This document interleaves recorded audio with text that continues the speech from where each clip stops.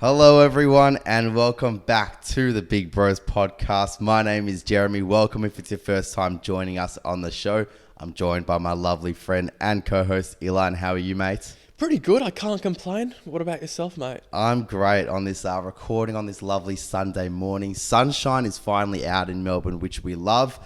And there's a bit of a buzz in the atmosphere with the Olympics on currently. And that's what we want to talk about today, mate. It's all about the Olympics. It's all about what we learn from some of these Olympians. And look, I just fucking love the Olympics. I love it. I think there's so much we can take away from it. I admire it so much. And I think we can lash out a really good episode about it today. What do you reckon? Oh, I couldn't agree more. I just think about the episode we did with Sam Tate, the Paralympic sit skier from back in December. And it was so cool hearing the insights about the training, the mindset involved, and the determination and dedication that Olympians go through to compete once every 4 years. And they're a unique type of athlete, in my opinion, because they're not like footy players, soccer players, basketballers, where their training is, dedicated to having a game once a week. It's like you put all this dedication to perform once every 4 years, and the purpose there is to, pole as high as you can. And, a lot of these athletes, I feel like they're not paid that well, right? Like every country dedicates a certain amount of remuneration for an athlete. Like from what I heard, some of the Scandinavian countries don't even give certain athletes like a prize for, polling gold, bronze or silver, right? So it just shows that I feel like with Olympians specifically, there's more of an intrinsic desire because they don't get as much of the external validation as say maybe, an NBA basketballer would or a, AFL footballer who gets to compete every week on the stage. Absolutely. And I think you see that play out in how they go about their press conferences, how they go about treating other people. To me, they just seem like the most down-to-earth athletes across the board. They're so humble, they're so genuine, and they look like they genuinely want to give you their time of day. It's not interviews and press conferences filled with cliches. Oftentimes you see them talking really emotionally. They let it all out. We've seen so many tears, happy tears, vulnerable stories shared, and it's one of the many reasons why I love it. But I think, like you mentioned before, that 4 years you have to wait to play, that's what we typically see as, wow, there must be so much nerves with their performance. But I think a common thing that we see is that they don't frame their situation as a nervous situation, but rather excited. They're excited to be there. They're excited to have that opportunity to perform. Whilst they might feel like pressure, I think they frame it in a way where they're more excited rather than nervous because it generates the same physiological response, doesn't it? You're spot on. So the same part of the brain that's activated when you're nervous versus excited is kind of the same part. So a cool mindset trick for anyone at home is if they're ever nervous about something, tell yourself you're excited instead. It's a bit of a mindset hack. I've used it before and honestly, I feel like there's better results. I've used it before certain interviews I've had where I've been really, really nervous or certain presentations. So telling yourself, I'm excited, it's like, it gives you more of a smile, more of a pep in your step. So definitely a good mindset hack to use. But I got to ask you, Jeremy, what's your favorite sport? Because I feel like there's so many, but some sports are better than others. Yeah, well, one that I think has definitely blown me away in particular is the BMX, like the BMX racing, or not necessarily, no, not the racing, the BMX event where they're flipping along the skate park area there, like the stunts and all of that. I entered the Olympics thinking like this is a bit of a pithy type of sport, but then actually watching it, I was fully blown away. So that is one that comes to mind because of maybe more so my mindset about it and my thoughts about it previously. And then actually watching it, I'm like, these guys are literal superheroes on wheels. They're doing some crazy motherfucking shit and it just blew my mind. But I've always been really attracted towards like the track and field events. I love the jumping events. Maybe it's because like I really enjoyed like the jumping events. When I was growing up doing athletics, I really enjoyed like the high jumps, the triple jumps, and I love watching those events. I love watching the pole vault too. And like, how can you not really love and appreciate the sprints and the races? it just blows my mind seeing how these machines work, because they are machines. Their bodies are literal machines. And, I just have an appreciation, I guess, for like the biomechanics of it too. So those are the ones that come to mind for me. What about you? I'm a bit of a traditionalist, so similar to you, I love my track and field events, the 100-meter sprints, the discus, the long jump, high jump, triple jump. I think the swimming as well, especially, it helps when your athletes are doing well in the track and field, gets you around it more.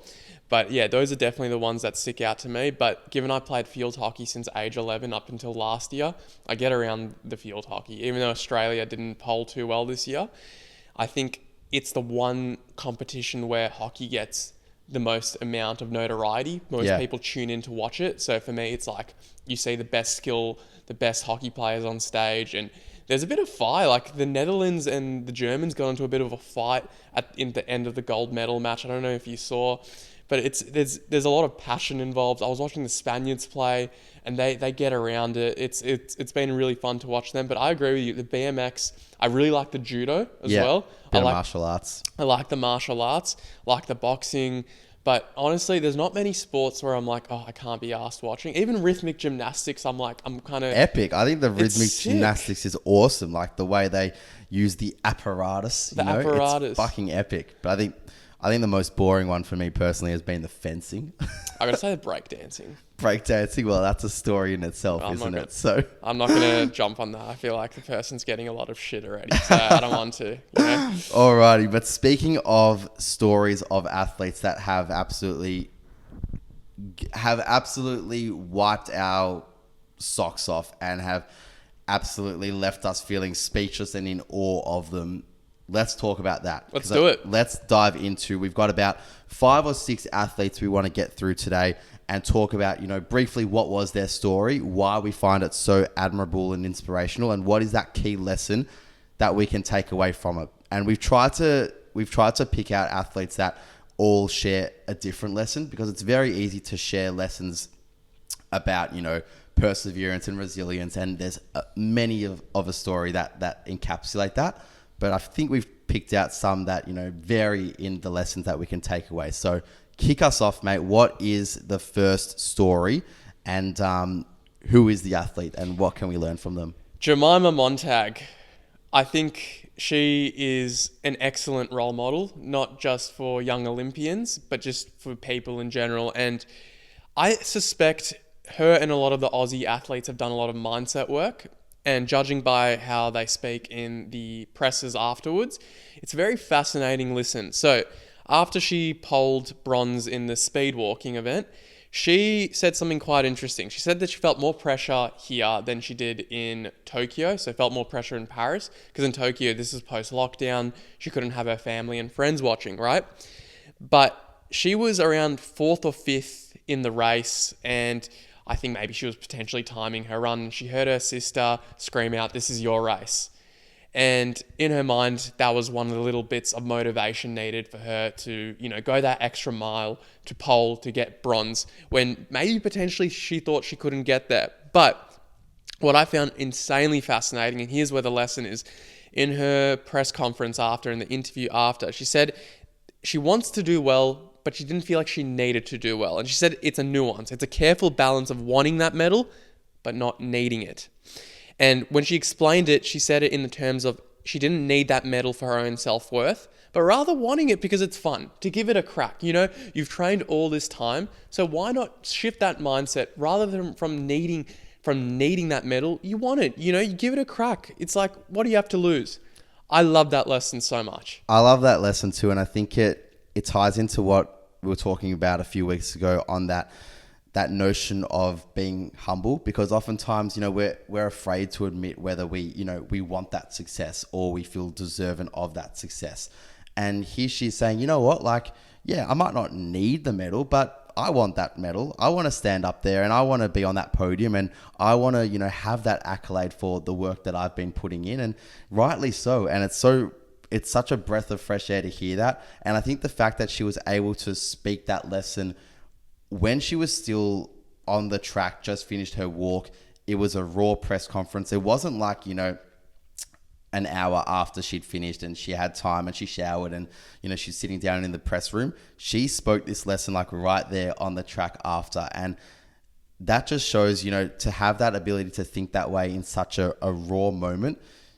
Wow, her mindset is impressive. Like, she must have just been doing so much self-work to get to this stage, to have such a mature mindset for an athlete that, you know what, like, I don't need that medal, but I bloody want that medal, and why not give it my best crack to do so? And you know what that does as well? When you shift the mindset, and I've spoken about it before, but I think it's so important for any athlete, for any person who's about to do something where they can potentially attach their self-worth to a specific outcome. It is so good to shift that from, well, potentially I don't need it. Because if I need it, what does that say about my self-worth if I don't achieve what I set out to achieve? But when you say I just want it, it's more fun, isn't it? Yeah. It's like, instead of putting this expectation and pressure on yourself, you can perform more freely. And you see it in sports all the time. Think about, I'll relate it to football right now. You look at flag hock, Hawthorn. It almost feels as though the last 10, 12 weeks, they've just wanted to win. It hasn't felt like they need to win. It's all about wanting to. And when you strip the needs, keep the wants, as we call it in psychology, what happens is you play with freedom. There's no pressure. And I think that's a really excellent lesson to extract for all of us at home. It doesn't matter if we're athletes or we're just accountants. All you have to do in life is strip the needs, keep the wants. Because otherwise, your self-worth is not there is no need to over-identify with the result, to the extent that if you don't get what you want, it says that your self-worth is not up to par. So that's a lesson, mate, I want to extract. Number two, athlete number two, we want to talk about Harry Garside. We love this man. We mentioned him last week as well, after he absolutely blew our minds last week too. But Harry Garside, well-known Australian boxer, massive dreams to be standing on that podium. Didn't quite get on that podium this year, but that's all right. And he spoke about why that's all right in his post-match press conferences too. But not only did he have those moments of reflections, he had those moments of absolute raw vulnerability where he actually said, fuck, I feel like a bit of a failure. I feel like a disappointment. Here I was training 20 years, envisioning myself standing on that podium, envisioning myself wearing that medal, feeling that medal, all of these mindset tricks to make him feel like he already had it. And, putting in all the work for it, bringing people along his journey, documenting it, and, falling short and not getting there, and admitting that he felt like a failure and a disappointment. How raw and how much courage it takes to admit that is crazy. You often don't hear athletes admitting like they've fallen so incredibly short and showing that raw emotion. So that was the first part, just how willingly he was able to show that raw emotion. But the second part of it was what, even blew our minds even more, which was when, it was about 24 hours post, and he, was sitting down, having some food to eat and reflecting on how he was feeling. And he said, you know what, like, I do want to honor how I'm feeling at the moment. I want to honor the pain, the frustration, the disappointment I'm feeling. But I also want to put it into perspective of life. I want to put it into a bigger perspective where there needs to be that appreciation that I'm in a position right now that is awesome in and of itself. I was able to compete at an Olympic Games. I might not have gotten the result I wanted, but what an awesome opportunity to be here firstly. And the second part of that is, you know what? There are so many bigger things in the world at the moment. There's war, there's famine, there's people doing it really tough. And I want to set an example that my future kids are going to be proud of. And I want to, walk away feeling like I am a friend within myself. And he spoke about that message of becoming his own best friend and learning how to be his own friend. And he said, like, that is way more impressive and that is way more fulfilling than any gold medal he could ever win, is learning how to become his own best friend in this process. Because there were many years where he felt like he just would beat himself up constantly and find himself in that repeat cycle of beating himself up for not maybe achieving what he wanted to achieve and relying on those external accolades for that validation. But, now on reflection, actually learning to love himself in this process and to, learning how to honor his feelings and to honor the spectrum of feelings that he feels and to just appreciate what he's gone through and to support himself in this process, that's way more impressive than winning a gold medal. And that was just a message that blew our minds away. And I think the lesson learned in that and what we can take away from that is just maintaining the perspective that you're so small in this world and there are so many bigger things going on as well. And whilst it's great to honor your emotions and it's important to honor your emotions, perspective is important and it grounds you. It makes you more aware of the present moment as well. And that perspective also allows you to have a little bit more self-love for yourself, which is what he felt then. You know what I found really interesting about Harry Garside? Everything he explained in that little 2-minute Instagram video, it was almost like the juxtaposition with Jemima's interview. So him saying that he felt like he needed the accolades and the success for over 20 years of doing boxing. The success is what would bring him self-respect. But paradoxically, he found the more successful he became, the more he was attaching his self-love to external accolades. And detaching from himself becoming his own friend, which he spoke about too. He said the more he was chasing those accolades, the more he felt like he was detaching from the person that he truly wanted to become. Correct. So I think it was insanely insightful of him to say the biggest learning I've had is to become my own best friend through the process. He said he wants to have kids one day, right? And he wants to pass on a message of positivity to his kids, not one of negativity. So honestly, and I love that you could see the full spectrum of emotions with Harry as well. Full spectrum. There's no scripted answers. As you said, you see it with Olympians. Maybe they're not as media trained as other athletes, but it's just raw. It's authentic. It's raw and authentic. It's not cliched. Yeah. I love it. And I think there's a lot of things you can learn there because it's vulnerability and the strength you can derive through vulnerability. Like he was upset. He was on the verge of tears. He was crying. He was not afraid to admit it, right? But the fact that he was able to engage in that deep self-reflection and be like, okay, what learning can I derive from this? What can I potentially pass on to my future kids?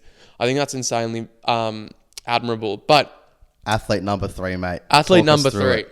This one's, I think, a bit more popular. So this is documented as one of those top 10 moments in Olympics history. But for any weightlifting fans, German weightlifter Matthias Steiner, who won gold in the 2008 Beijing Olympics. To give you a bit of information, a year before the 2008 Beijing Olympics, his wife tragically died in a car crash.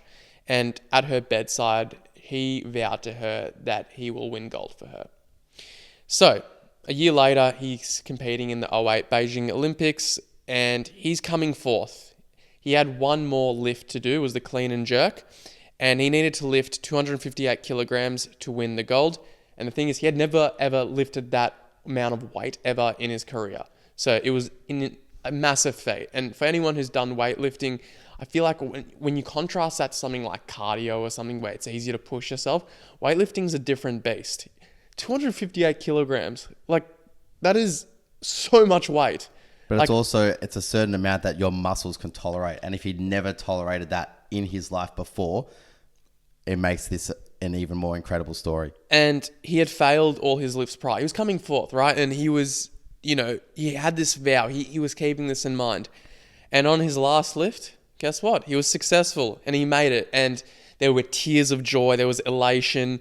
And there's a famous photo of him holding a photo of his late wife on the podium when he won gold. And, I got to be honest, the first time I saw that video, I teared up a little bit. I think it's one of the most beautiful videos and it's one of those fairy tale moments you see. And I guess one of those lessons I learned there is it is very hard sometimes to motivate yourself when you want to do something for yourself. But when you make a promise that's as deep as making a vow to your late wife that you're going to win gold for them, I think there is something so special in finding motivation from others. I think doing something for your kids, doing something for your late wife, doing something for your wife or your partner, for your family, for your friends, that can be one of the biggest sort of motivators. I mean, you hear these stories that people in sort of fight or flight situations can lift up cars to save someone, right? So something miraculous can happen in the human body where you can channel all your strength to do the unthinkable at times. And, I think he said it that potentially on that day, there were 4 hands on that bar. Yeah. It wasn't just his two. So whether you believe in God, whether you believe in divine intervention, who knows what's out there. But I think the lesson here is that purpose and motivation, it's cliche, but it can literally make you do the unthinkable. It can. And I think when you've got that perspective of family there, that external factor being family and wanting to do something for them or for those loved ones in your life, it just takes you that step further, doesn't it? Because like you said, intrinsically, you can only maybe push yourself to a certain limit, because after all, there's that message of wanting to be your own best friend and being comfortable with whatever it is that limit is that you've pushed yourself to, right? But when you've got that added layer of wanting to do it for a loved one, the mind can do some crazy things, and so can the body. It can, and I think that goes for a really good lesson for anyone. When you're placed in a really challenging situation and you feel like you're just not deriving motivation from anything. Maybe it's studying. Maybe you need to get a specific job. Maybe you need to study hard for something, and you just don't have any motivation. Shift it to why you're doing it for someone else, because I think that can be a really, really powerful motivator. But let's go to number 4. And I think this ties into our number 4 athletic story, and that's Saya Sakakibara. Hopefully I've pronounced her name correctly, but she's the Aussie BMX gold medalist from these Olympics, from these Paris 2024 Olympics. Now, her and her brother Kai were both aspiring Olympians. They wanted to get that Olympic dream of being BMX medalists, at Olympic Games. They both competed in Tokyo Olympics, and unfortunately, Saya's brother Kai endured a tragic accident and was left with a traumatic brain injury. And I think that's, that was tragic for Kai, of course, and tragic for, the whole family and the whole of Australia, who was rooting for these two to, give it their best crack and to be there together. It's a brother and sister bond, constantly pushing each other along to try, fulfill their dream essentially. And, when one half of that dream unfortunately comes crushing down through an injury, you feel helpless, right? You feel absolutely crushed, and you feel like that dream is over essentially. But what did Saya do? She took that in her stride and she tried to turn that into a situation of positivity, a situation of determination. She thought, you know what? I'm going to give this Olympics, these Paris 2024 Olympics, the biggest crack I've ever given in my life. I'm going to do it for myself, for my country, and for, most importantly, for her brother Kai, who couldn't be there doing it alongside of her on the track. And Saya put through an incredible race, and she ended up, finishing first and getting that gold medal, which is an added bonus. But I think it's more so a testament to the willingness and the determination and the ambition that she had to push herself to her furthest limit, not just for herself, but more specifically for her brother Kai. And, there's beautiful images after the match of her, embracing Kai and being the first one to, as soon as she finished, the first person she ran over to was her beloved brother Kai, and celebrated with him. And you could just see how beautiful this moment was for both of them. And, it left all of us Australians in tears, and we really felt it. We really felt like part of their family as well. And I think it was just that rawness of the lesson being the power of family. And that's how it ties into the point previously as well with Matthias. But that motivator being your family can really do wonders, and it can really push you to that extra degree, and it can make you do things that you've never achieved in your life, and things that maybe you've perhaps dreamed of achieving your whole life, but it really takes you to that extra mile. So that story of Saya Sakakibara winning that gold medal for her and her brother Kai, Paris 2024, that's enough to make it one of our top athletic stories here. The thing that gets it for me as well, to that kind of notable story is you got to look at BMX riding, how dangerous it is. She mentioned in 2020 she was knocked out unconscious on the track. Yeah, she's enjoyed her fair share of injuries So too. think about all that her family's gone through. Her brother's has a TBI, a traumatic brain injury from this exact sport, right? So for her to decide, okay, I've got this injury, I've got this concussion, could be potentially, career ending, insanely dangerous sport. But for her to keep channeling that energy, to keep going back on the track, to keep going, and as you said, using her family in mind to get her to that podium, to get her to that stage where she can bloody give it her best shot. It's not an easy thing to do. Injuries, we cannot underestimate how much that can take a toll on an athlete's brain, on an athlete's mindset. Now, put that into a sport like BMX riding, where one wrong fall and you can endure life-threatening injuries like her brother did. It just shows the determination, the resilience, and the bloody balls to keep going and going, even though each ride could be your last. I think that's insanely inspiring. And her wearing her brother's number 77, it just shows it's the simple reminders that get you going. It's another added layer of motivation, isn't it, as well? It's that added layer of that family, that extrinsic factor.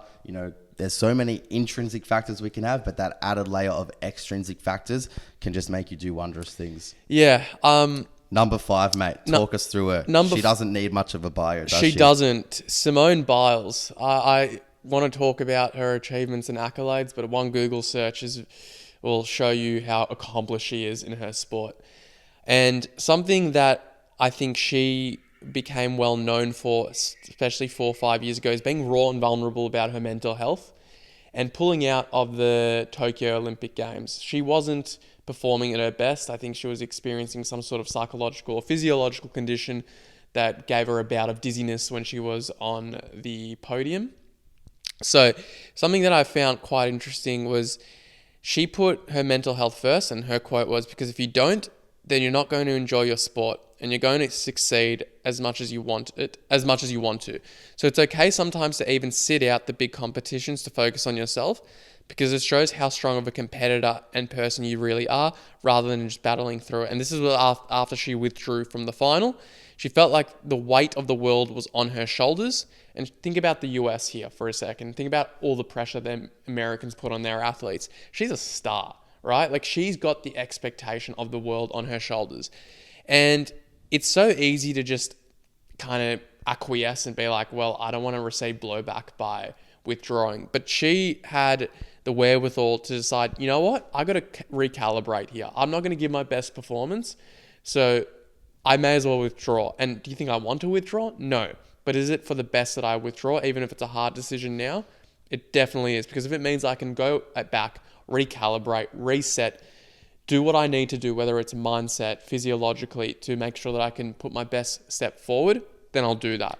Yeah, and she's been extremely vocal with her perspectives on taking time away to look after your mental health, to use therapy as a tool to only strengthen you as an athlete as well. And that's probably not spoken about enough in sports, and we don't hear that enough from our top athletes and our top sportsmen in the world. The power of therapy, the power of, focusing on your mental health. And she said, the fact that she was able to step away to look after her mental health in this situation, that is the greatest strength. It's not getting on that podium and on that bar and doing her routine when she doesn't feel her best. That's not strength, but actually saying, you know what, like in the limelight of the world, not just her country, but the world, to actually say, I'm not 100% ready for this.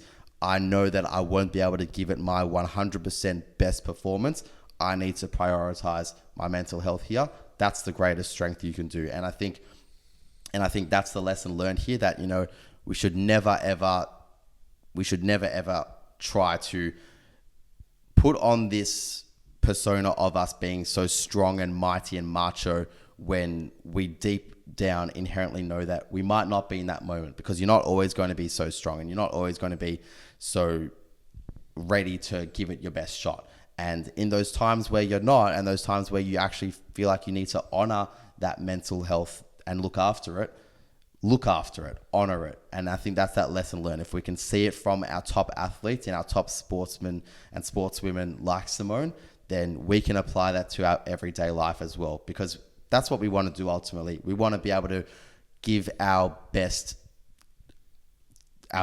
form of ourselves to whoever it is in that situation that's with us, whether it's work, whether it's, just gym related, whether it's, just walking down to the shops and having a conversation with a random stranger. We want to be able to be our best person in that moment. So an element of that is honoring the times where you might not be feeling that way. And just to extrapolate from that as well, she showed a really good example of, as you said, honoring your mental health. But the reason it's so important is because a lot of people, and I think especially in Australia, a lot of men will struggle with addressing their mental health. They'll just bottle things up to the point where their mental health will actually deteriorate. And unfortunately, a lot of men lose their lives because of this. They don't address the depression and the anxiety and the trauma that they're currently potentially experiencing. And what Simone at least demonstrated in her case is that there's nothing wrong. Even if you are, think about how strong she is, right? Like you see this, I wouldn't call it a facade necessarily, but you'd see this persona of her on the world stage, on the biggest sporting stage in the world, doing what she's doing. Like an athletic marvel, really. But it just shows any human's vulnerable, right? Yeah. So it takes a lot of strength to be like, you know what, even though I'm going to be called a quitter, because that's what she was called. She was called selfish. She was called a quitter for withdrawing. But because I think the greater good here can be extrapolated, that it shows that if you address your mental health in a proactive way, that's going to save more lives.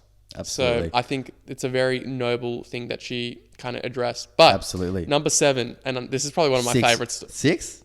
Number 6. Number 6. 6. And this, we're going to call this this is like a bonus 6. I think, the previous ones, those were our 5 key stories. But this slides in as a nice little bonus number 6 story. And it's one that a lot of you guys have probably, you might remember as well from the previous Olympic Games in Tokyo. And that was the famous Qatari and Italian high jumpers. Let's give them their names. Mutaz Barshim and Gianmarco Tamberi. You probably pronounced that way better than I ever could, mate. But I hope so. These 2 famous high jumpers from the Tokyo Olympics, and their story was the one of where they each shared the podium. They each shared that gold medal position on the podium. They were unable to split the 2 essentially, and they were given that ultimatum of whether they keep jumping. And before they were given these ultimatums of what to do and how to split them and who finishes gold and who finishes silver, one of them turned to the other, and I think it was the Qatari that turned to the Italian and said, "Why don't we share this? History, my friend." And history, my friend. And that was his famous quote. He said, "History, my friend." And what a beautiful history it was. It was these 2 men standing on that gold podium position together and sharing that accolade together, sharing that joy. And, the lesson learned here is that lesson of sportsmanship. And I think that's exactly what the Olympics is all about. It's that sportsmanship, it's that shared love, and it's that moment of all of your dreams and childhood dreams coming to fruition. And, sometimes it can feel lonely at the top. It can feel lonely in that top position on your own. But when you're standing there alongside someone else and sharing that dream alongside someone else that has that same shared dream that you have, how beautiful and how fulfilling is that? And if not more fulfilling than standing up there alone. That's what the Olympics is all about, It's bringing people from across the world together. And that was a great example of what the Olympics can do. History, my friend. How beautiful is that? These people would have been training for so long, and they would want to be the main person potentially. They want to be the person at the top. As you said, though, it is lonely at the top, and being able to share that with a fellow competitor, it's like, it puts things into perspective as well. It's like, you don't need to be number 1. You don't need to have that title. Potentially, it's more fulfilling to share that title with someone else. And, well, that's that. They're like friends now as well. I don't know if you watched it. I was watching the high jump last week. Gianmarco, so Tamberi, the Italian, he was suffering kidney stones. I don't know how he even made it to the Olympics. And Barshim was cramping after his high jump. And they're like best mates now. Like, you could see each other. They were like helping each other stretch because one of them was cramping. The other one was like wallowing in pain probably because he was still pissing out rocks. Yeah. So They're really good friends, and I think I think you're right. The lesson learned is sportsmanship, but I think the other lesson is not having to take everything so seriously and not always having to be number one at something. Yeah, and just being selfless and sharing that value with other people. And it's that common lesson that's so frequently given, within social media, within career, within workplaces. Like, if you can provide value to other people, you will feel that value back in return as well. And that was what happened. That's what happened here as well. They both shared that value, provided that value for one another, and how fulfilling it was for them wholeheartedly. I love it. Anything else? No, mate. I think on that note, we've wrapped up some beautiful stories here. Some 6 or 5 plus 1 bonus, but 6 beautiful Olympic stories, and hopefully all with differing lessons as well, and lessons that we can apply to our lives. And there's many stories, so it was really hard to try and knuckle it down to just 6 of these stories. But there's so much beauty in all of these Olympic stories, and I think that's one of the many reasons why I love the Olympic Games. Very well said. And honestly, yeah, we've probably been a little bit biased towards the Aussie athletes, but you got to get around the Aussie athletes, don't you? Well, Australian after all, and we're Aussie and we're damn proud of it. Exactly. On that note, guys, I hope you guys have a lovely Tuesday. If you've enjoyed this episode, why not share it with someone else? And if you're feeling generous, why not rate us 5 stars on Spotify and Apple Podcasts? We hope you have a lovely rest of the week and have a happy Tuesday. Calm the Aussies.